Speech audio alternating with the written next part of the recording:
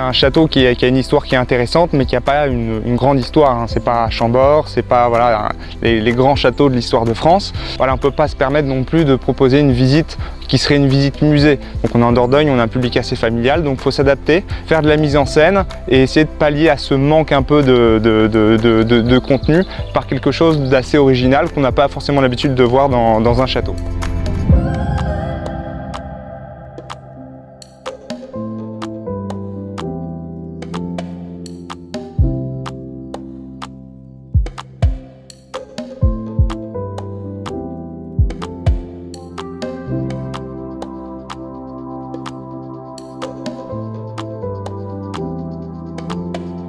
Le but, hein, c'est de ne pas faire un escape game où on casse toutes les cloisons et puis on crée un décor complètement fantaisiste.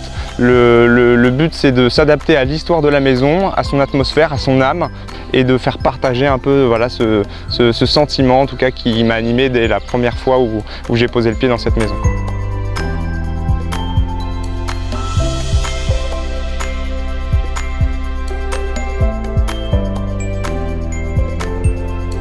Je pense que c'est vraiment un plus de travailler dans un décor qui soit réel et non pas fictif comme on peut trouver dans les escape games.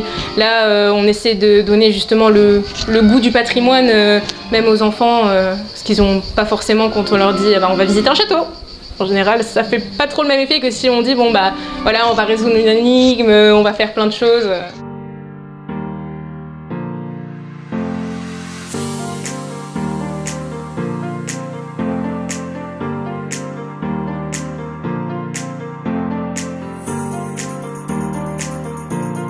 Forcément, en fait, c'est un coût financier, hein, si vous voulez. Donc, il y a des toitures qui commencent à s'effondrer. Voilà, le coût d'entretien d'une propriété est estimé autour de 100 000 €. Donc, il faut trouver cet argent. Je me suis endetté aussi à hauteur pendant 15 ans en fait pour racheter ce château.